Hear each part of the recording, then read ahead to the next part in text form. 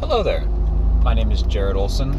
I am a writer, freelance journalist, and senior at Flagler College, and a freelancer with a current interest in social movements and politics in Central America.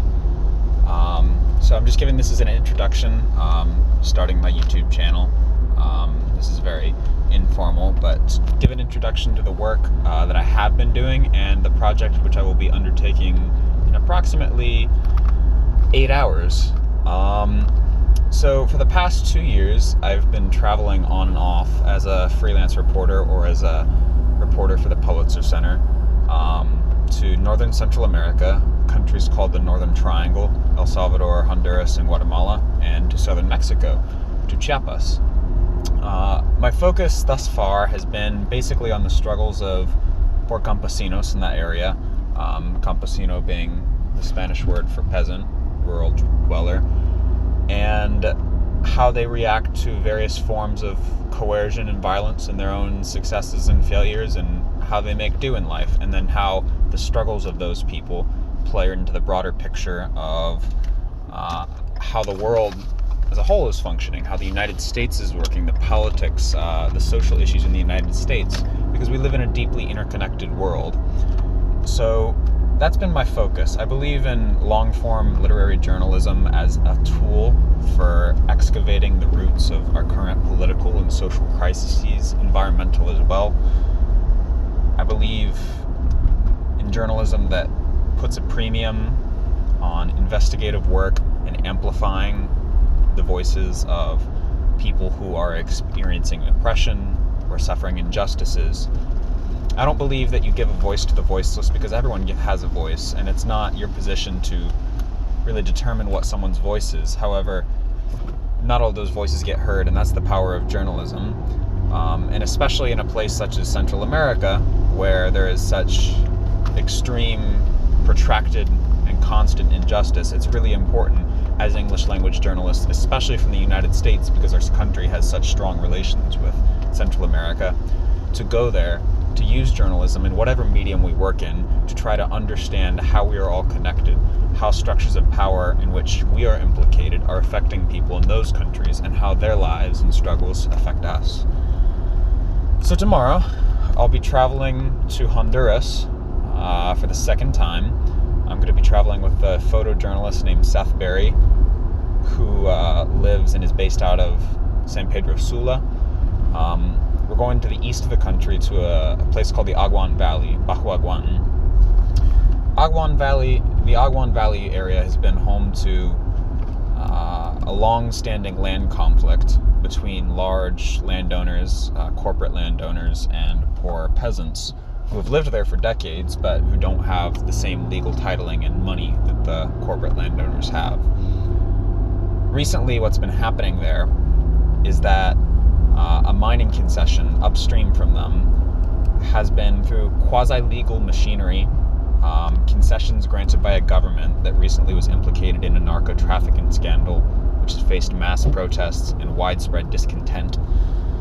This mining concession, in collusion with the government, has been poisoning the Aguan River, which therefore feeds into all their agricultural lives downstream. 2 weeks ago, they voted in the community that they want to get rid of the mining concession.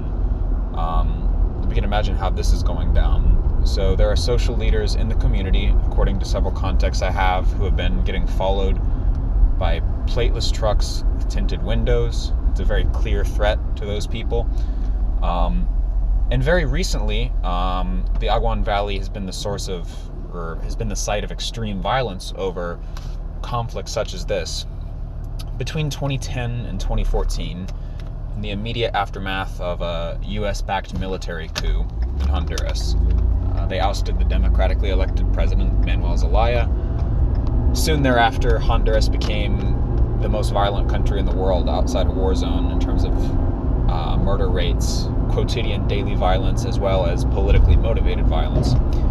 And in the aftermath of this coup, the land conflict, the aforementioned land conflict in Bajo Aguan, came to an apotheosis.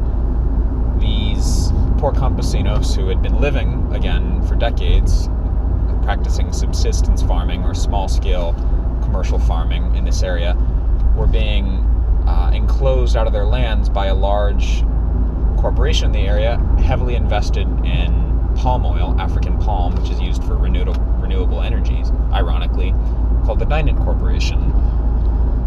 As the conflict escalated, the Dinant Corporation dispatched shadowy armed groups, paramilitaries brought in from Colombia, where the paramilitaries had recently been officially demobilized, and oftentimes members of the Honduran military themselves in uniform, and they dispatched them to murder the leaders of the peasant movement, which is called MUCA, Movimiento Unificado Campesino de Aguan, the Unified Campesino Movement of Aguan. They dispatched these armed groups, the corporation, in collusion with the post-coup regime to assassinate the leaders of this movement. And in the course of 4 years, in this very narrow, small, geographically limited valley, they almost wiped out the leadership, and they killed 130 people, more or less. In addition to that, there was widespread human rights violations, accusations of torture, mass displacement. They raided several camps, shot indiscriminately at protesters, including innocent people, well, all of them innocent, but including women and children. So this same corporation is invested in the mining concession now upstream from the Aguan Valley. This place that has previously been convulsed by land conflicts is now, with some of the very same actors, being convulsed by a water conflict. So that's what we are going in to investigate, me and this photojournalist. We're going to be talking with the opposition party leader in the area, Moncho Soto. We have a TV journalist as our guide, Mario Munguia, a TV journalist who has been working in the area since the 1980s. He was forced, ironically, to leave Central America in what's referred to as the lost decade, the extreme violence and the wars of the 1980s. But he came back. We're going to be talking with him, with members of MUCA, with the Defensores de Agua, water defenders in the area.